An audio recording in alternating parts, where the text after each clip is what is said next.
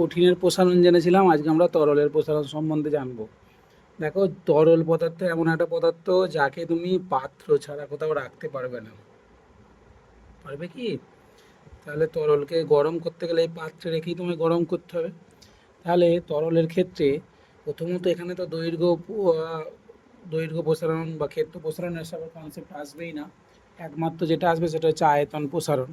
তাহলে এবার এখানে তরলটাকে যখন আমরা গরম করব, যদি সেই তরলটাকে আমরা এমন একটা পাত্রেতে রেখে গরম করতে হবে, তাহলে যখন গরম করবো এই পাত্রটাও কি হবে? গরম হবে। তাহলে পাত্রটারও প্রসারণ হবে। আবার এখানে তরলটাও প্রসারণ হবে, দু রকমই প্রসারণ হবে। তাহলে যখন শুধু আমরা তরলের প্রসারণটা দেখব, তখন সেটাকে আমরা বলবো তরলের আপাত প্রসারণ। কি বলবো? আপাত প্রসারণ। আর যখন আমরা এই তরলের প্রসারণের সঙ্গে পাত্রটাকেও দেখব, তরল প্লাস পাত্র দুটোরই প্রসারণ দেখব, তখন সেটাকে আমরা বলবো প্রকৃত প্রসারণ, তরলের প্রকৃত প্রসারণ। হুম তাহলে তরলের দু রকম প্রসারণ হয়, একটা হচ্ছে আপাত প্রসারণ, একটা প্রকৃত প্রসারণ। তাহলে দু রকম প্রসারণ গুণাঙ্ক হয়। তাহলে একটা হয় আপাত প্রসারণ গুণাঙ্ক, যেটাকে আমরা গামা এ দিয়ে লিখছি, অ্যাজিউম। আর একটা হচ্ছে প্রকৃত প্রসারণ গুণাঙ্ক, সেটাকে আমরা গামা আর দিয়ে লিখছি। খেয়াল করে দেখো, তরলের প্রকৃত প্রসারণ সমান, তরলের প্রকৃত প্রসারণ সমান হচ্ছে তরলের আপাত প্রসারণ প্লাস পাত্রের প্রসারণ। বুঝছে? তাহলে তরলের তাহলে তরলের প্রকৃত প্রসারণ গুণাঙ্ক সমান তাহলে কী হবে বলো? তরলের আপাত প্রসারণ গুণাঙ্ক প্লাস পাত্রের প্রসারণ গুণাঙ্ক। বুঝেছে? কেন ব্যাপারটা হচ্ছে, প্রকৃত মানে কি করে হচ্ছে, পাত্রটা কেন অ্যাড হচ্ছে, ভেবে দেখো ভালো করে। যে ধরো এই এই ধরো একটা এরকম তুমি পাত্র নিয়েছো, সেই পাত্রে ধরো এরকম মার্কিং করা আছে, এখানে অবধি ধরো তরল ছিল। এবার তুমি বাইরে থেকে এসে দেখলে তরলটা এখান অবধি উঠেছে, এইটুকুটা উঠেছে। তাহলে তুমি চোখের আন্দাজে তরলটাকে দেখেই বললে এতটা বৃদ্ধি হয়েছে। এবার ভেবে দেখো, তুমি যখন বাইরে থেকে এলে, যতক্ষণ এটা গরম হচ্ছিল, ততক্ষণ পাত্রটাও তো সামান্য হলেও একটুখানি বেড়েছে নাকি? তা সামান্য হলে যদি এইটুকুটাও বাড়ে, তাহলে কি যে পরিমাণ তরল উঠেছিল সেটা এই পুরো জায়গাটায় চারিয়ে গেছে। তাই তরলটা কিছুটা ডাউন হয়েছে, ডাউন হয়ে এই জায়গায় এসে পৌঁছেছে। তার মানে তরলটা এর থেকে আরও বেশি বেড়েছিল, তাই তো? তরলটা এর থেকে আরও বেশি বেড়েছিল, আর এই পাত্রটা চওড়া হয়ে গেছে বলে সেটা কী হলো? নেমে গেল। এই তো ব্যাপার, সিম্পল ব্যাপার। সেই জন্য কি করা হচ্ছে না, যৌগকে যদি একদম প্রকৃত প্রসারণ নিতে হয়, তাহলে তোমায় কি কতটা তরল বাড়লো সেটাও নিতে হবে, কতটা পাত্র বাড়লো সেটাও নিতে হবে। হয়েছে? এই হচ্ছে কনসেপ্ট। এবার পরীক্ষায় যদি প্রশ্ন পড়ে যে তরলের আপাত প্রসারণ গুণাঙ্ক কাকে বলে, এই গুণাঙ্ক কাকে বলে আমরা জেনেছি বলো। একক আয়তনে কোনো তরলের 1 ডিগ্রি সেন্টিগ্রেড উষ্ণতা বাড়ালে যে পরিমাণ তরলের আপাত প্রসারণ হয় তাকেই বলবো আপাত প্রসারণ গুণাঙ্ক। যদি প্রকৃত বলে যে পরিমাণ প্রকৃত প্রসারণ হয় তাকেই বলবো প্রকৃত প্রসারণ গুণাঙ্ক। ব্যাস, এখান থেকে এটাই পড়ে, এগুলো ইম্পর্টেন্ট। আর একটা জায়গা যেটা আমাদের বলতে হয় সেটা হচ্ছে তাপ তো তিনভাবে পরিচালিত হয় জানো নিশ্চয়ই: পরিচলন, পরিবহন আর হচ্ছে বিকিরণ। পরিচলনটা তোমরা হচ্ছে, পরিবহনটা যেটা হচ্ছে ধাতুতে হয়, বিভিন্ন ধাতব এতে, যে সেই জব কার্ডের কাজের মতো এইভাবে আছে। এই কণাটা উত্তপ্ত হলো, পাশের কোণায় চলে গেল, আবার এই কণাটা উত্তপ্ত হলো, পাশের কোণায় চলে গেল, মানে কেউ সরবে না জায়গা থেকে, অথচ তাপটা চলে যাবে। এটাকে কি বলে? পরিবহন, তাই তো? আর পরিচালন কোথায় হয়? যেমন হচ্ছে ধরো এই যে চা গরম করছে, দেখবে চাগুলো গরমটা যেটা গরম হয় সেটা উপর উঠে যায়, আবার ঠান্ডাটা নেমে যায়, আবার এই যে টেকনিকে চলে যাচ্ছে, একদিকটা গরম হয়ে সে উপরে চলে যাচ্ছে, আবার যে ঠান্ডা সে নিচে নেমে আসছে, এই যে টেকনিকটা, এটা হচ্ছে পরিচলন, তাই তো? আর বিকিরণ কোনটা? ধরো এখানে তুমি শীতকালে আগুন পোয়াচ্ছ, আগুন জ্বেলেছো, এখানে তুমি হাতটা রেখেছো, তাপটা অটোমেটিক্যালি এখানে চলে যাচ্ছে। এখানে কিন্তু এই বাতাসটা গরম হচ্ছে না, কিন্তু তোমার হাতটা গরম হয়ে যাচ্ছে। অর্থাৎ এটাই হচ্ছে বিকিরণ, যেখানে কি হয় না, মাধ্যমের প্রয়োজন হয় না, বা মাধ্যমটাকে সে গরম করে না, মাধ্যমটাকে গরম করে না। সূর্য থেকে পৃথিবীতে এই পদ্ধতিতেই তাপ আসে, তাই তো? এই মাটির কলসিতে যে রান্না হয়, মাটির তো তাপের সুপরিবাহী নয়, তাহলে মাটির কলসিতে কী করে রান্না হচ্ছে? ওই একই কনসেপ্ট। তারপর ধরো তোমার ধরো ওই যে গরম লাগার কথা যেটা বলছি, বা পৃথিবী যে উত্তপ্ত হচ্ছে, গোটা মাধ্যম দিয়ে চলে এলো সূর্য থেকে আলো, বায়ুটা উত্তপ্ত হলো না, এসে যে জায়গাটায় পড়ছে ভূপৃষ্ঠ, প্রথমে সেখানটা উত্তপ্ত হয়েছে, তাই তো? এগুলো সবই হচ্ছে কি বিকিরণ পদ্ধতি। হুম। এবার আমাদের এখানে আলোচনা করতে হবে এই পরিবহন পদ্ধতি নিয়ে। দেখো, তাপ যে পরিবহন হয়, সেই তাপের পরিবহন কোন কোন বিষয়ের ওপর নির্ভর করে? বলছে এই তাপের পরিবহন, প্রবাহিত তাপ মানে প্রবাহিত তাপ কোন কোন বিষয়ের ওপর নির্ভর করে? বলছে প্রবাহিত তাপ নির্ভর করে, আচ্ছা আমরা যদি এটা কিউ দিয়ে লিখি, যে এটা প্রথমত নির্ভর করে দু প্রান্তের উষ্ণতার পার্থক্য। মানে কি, ধরো এখানে আমি একটা ছবি আঁকছি, ধরো একটা কাঠের এরকম ব্লক রেখেছি। এদিকে ধরো তোমার কথা বলছি 10 ডিগ্রি টেম্পারেচার, তুমি এদিকটা ধরো তোমার ধরো এখানে তাপমাত্রার পরিবর্তন করতে চাইছো, ধরো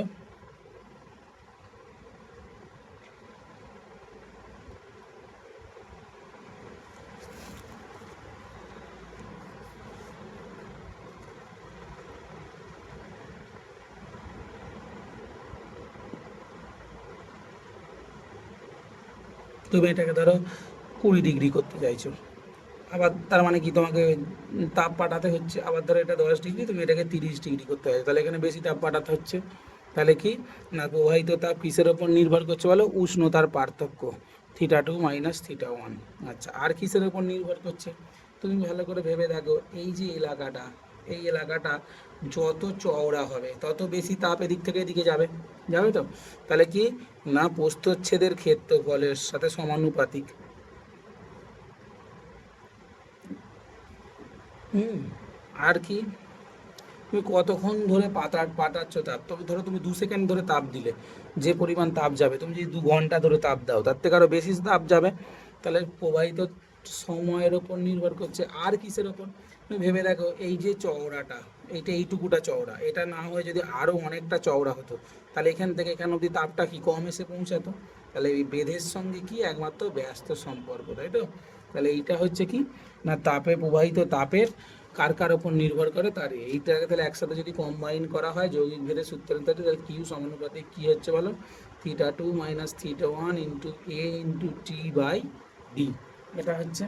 এবার তুমি যদি এখানে সমানুপাতিকটাকে সমান করো, একটা ধ্রুবক আনতে হয়, তাহলে K A θ2 minus θ1 into T by D, তাহলে এটাই হলো তাপের প্রবাহিত তাপের ফর্মুলা।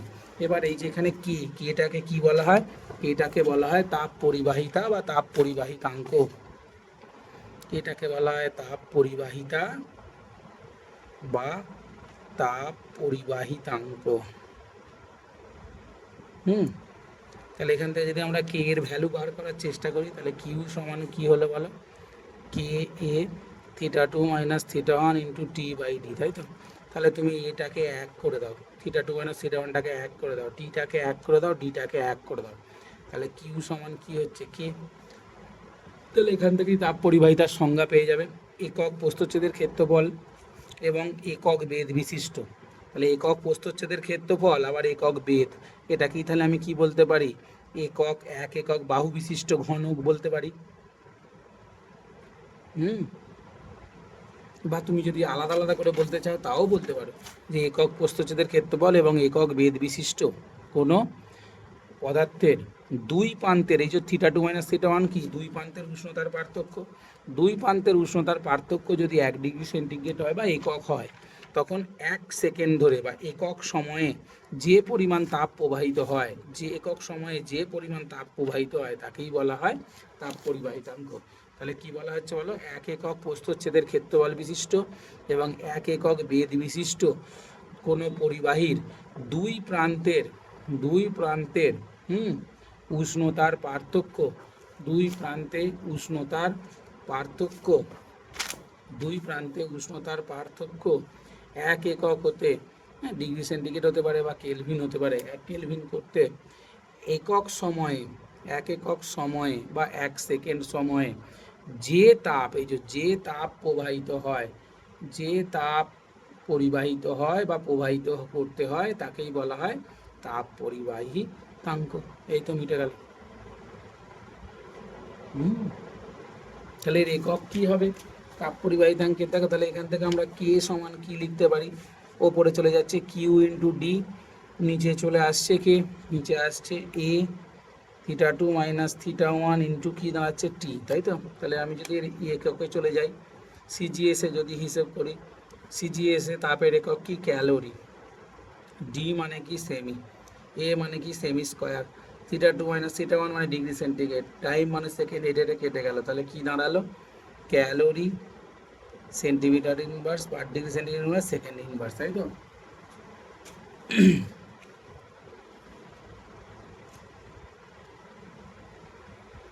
হয়েছে এসআই পদ্ধতিতে। ক্যালোরির বদল হবে জুল, সেমির বদল হবে মিটার, ডিগ্রি সেন্টিগ্রেড কেলভিন আর সেকেন্ড ইনভার্স। এবার দেখো জুল আর সেকেন্ড ইনভার্স মানে জুল পার সেকেন্ড, তাই তো? জুল পার সেকেন্ড মানে তো ক্ষমতার একক, ক্ষমতার একক কি ওয়াট, তাহলে watt metre inverse kelvin inverse, এটাও হতে পারে এটাও হতে পারে, ঠিক আছে? এই হচ্ছে ব্যাপার, জুল পার সেকেন্ড মানেই হচ্ছে ওয়াট ক্ষমতা। মিটে গেল। এবার এখান থেকে আর কি কোয়েশ্চেন আছে দেখো, এই যে কে যেমন তাপ পরিবাহিতাঙ্ক, তাহলে 1/k এটা হচ্ছে তাপীয় রোধ, পরিবাহিতার বিপরীতই হচ্ছে রোধ। পরিবাহিতা মানে কি তাপ নিয়ে যেতে সাহায্য করে, আর রোধ মানে কি তাপ আটকাতে সাহায্য করে। এবার পরীক্ষায় এই তাপীয় রোধের রাশিমালাটা পরীক্ষায় পড়ে, যে তাপীয় রোধের রাশিমালাটা লেখো, কেন ওটাকে তাপীয় রোধ বলা হচ্ছে সেটা। আর তার আগে আমরা একটু এই রোধের কনসেপ্টটা বেসিক্যালি কোথায় কাজে লাগে, রোধের কনসেপ্টটা কাজে লাগে হচ্ছে তড়িতের ক্ষেত্রে, তাই সেটা আমরা একটু জেনে নিই। তড়িতের ক্ষেত্রে কি কাণ্ডটা হয় বলছে, ধরো এই একটা যদি তড়িৎ পরিবাহী হয়, এই প্রান্তটা এ, এটা ধরো বি, এই প্রান্তে তড়িৎ বিভব যদি ভিএ হয় আর এই প্রান্তে তড়িৎ বিভব যদি ভিবি হয়, এদের মাঝখানে যদি ভিএটা ভিবির থেকে বড় হয়, তাহলে কি হবে না, এদিক থেকে এদিকে তড়িৎ প্রবাহ মাত্রা যায়, কারেন্ট যায়, আই যায়। তাহলে এই তখন এই আই সমান হয় কি, আর এটা যদি আর হয়, এইটাই হচ্ছে তড়িৎ রোধ, এই যে এইটা আর পরিবাহী রোধ যদি আর হয়, আর এদের মধ্যে পার্থক্য ভিএ মাইনাস ভিবিটাকে, ঠিক আছে ভিএ মাইনাস ভিবি লিখি, যদি হয় তখন আমরা কি লিখতে পারি না, ওহমের সূত্রানুসারে ভি সমান আই আর, তড়িৎ প্রবাহ মাত্রা সমান এই বিভব পার্থক্য ভি সমান আই ইন্টু আর, এটা লিখতে পারি। তাহলে বা এখান থেকে আই সমান কি লিখতে পারি, ভিএ মাইনাস ভিবি বাই আর, এটা ওহমের সূত্রানুসারে। তাহলে ওহমের সূত্রানুসারে কি লিখতে পারি, বিভব প্রবেশ সমান প্রবাহ মাত্রা আই ইন্টু আর। তাহলে এখান থেকে আমরা যদি এবার আই সমান আবার কি, আই সমান হচ্ছে কিউ বাই টি, মানে আই মানে হচ্ছে প্রবাহ মাত্রা, তড়িৎ প্রবাহ মাত্রা সমান আধান বাই সময়, এটা ভিএ মাইনাস ভিবি বাই আর। মিটে গেলে এখানে অবধি, না একটু কিছু জানার আছে সেটা পরে আসছি। তাহলে এইটাকে যদি আমরা আমাদের এই যে তাপের পরিবাহিতার সঙ্গে তুলনা করি, দেখো আমি যদি কিউ এর নিচে টিটাকে নিয়ে চলে আসি, এটা গুণ আছে, এদিকে ভাগ হয়ে গেল, তাহলে এদিকে কে কে পড়ে রইল, আর উপরে আমি যদি থিটা টু মাইনাস থিটা ওয়ানটাকে রাখি, তাহলে এই কেটা নিচে 1/k হিসাবে নেমে যাবে, এটা নিচে এর নিচে নেমে যাবে, যাবে তো? তাহলে খেয়াল করে দেখো এখানে কিউ বাই টি তার সঙ্গে সমতুল্য হচ্ছে বড় হাতের কিউ বাই টি, এটা তড়িৎ প্রবাহ মাত্রা, এটা তাপের প্রবাহ মাত্রা। থিটার এখানে দেখো ভিএ মাইনাস ভিবি তার সমতুল্য হচ্ছে theta two minus theta one, এটা হচ্ছে কি বিভব প্রভেদ, আর এটা হচ্ছে কি উষ্ণতার পার্থক্য। তাহলে দেখো এখানে নিচে আর আছে, তার সাথে এখানে নিচেই টোটাল জিনিসটা আছে, তাহলে আর এর সমতুল্য হচ্ছে কি 1/k ইন্টু ডি বাই এ, এটাই হচ্ছে তাপীয় রোধ, এটাই হচ্ছে কি তাপীয় রোধ। আচ্ছা আমি এটা একটু ভুল বললাম, এটা তাপীয় রোধাঙ্ক হবে, হ্যাঁ আগের পাতা এই যে এটা, এটা তাপীয় রোধাঙ্ক হবে 1/kটা, হ্যাঁ ভুল বলছি। তাহলে এই তাপীয় রোধ হচ্ছে এই টোটালটাকে, তাপীয় রোধ তাহলে কোনটা, তাপীয় রোধ হচ্ছে 1/k ইন্টু ডি বাই এ, এই টোটালটা। তাহলে এইটাকে আমি তাপীয় রোধাঙ্ক কেন বললাম, দেখো সেটার জন্যই বললাম, যে একটা পদার্থ তার যদি দৈর্ঘ্য এল হয়, প্রস্থচ্ছেদের ক্ষেত্রফল যদি এ হয়, আর এই পদার্থটা যে উপাদান দিয়ে তৈরি, সেই উপাদানের রোধাঙ্ক যদি রো হয়, তাহলে আমরা বলতে পারি R equal to rho L by A. এবার তুমি মেলাও এটার সঙ্গে, দেখো এটার সঙ্গে মেলাও, এখানে রো এল বাই এ ছিল, তার সঙ্গে এখানে 1/k ইন্টু ডি বাই এ। এখানে এল মানে এই দৈর্ঘ্যটা, আর এখানে ডি মানে কোনটা, এই বেদটা মনে পড়ছে। তাহলে দেখো ডি এর সঙ্গে এল মিলছে, এ এর সঙ্গে এ, তাহলে রো এর সঙ্গে কে মিলছে 1/k। সেই জন্যই 1/kটাকে বলা হয় তাপীয় রোধাঙ্ক। তাহলে তাপীয় রোধাঙ্ক কাকে বলা হচ্ছে, 1/kটাকে। এই জিনিসটা মাথার ওপর দিয়ে গেছে, চলতরিৎটা বোঝানো হলে এটা আর একবার বলে দেবো। ঠিক আছে, এখান অবধি রইল পড়া, এটাই ভালো। এটা আসতে পারে পরীক্ষায়, তাপীয় রোধের রাশিমালাটা পরীক্ষায় আসতে পারে, এইভাবেই লিখবে। ঠিক আছে।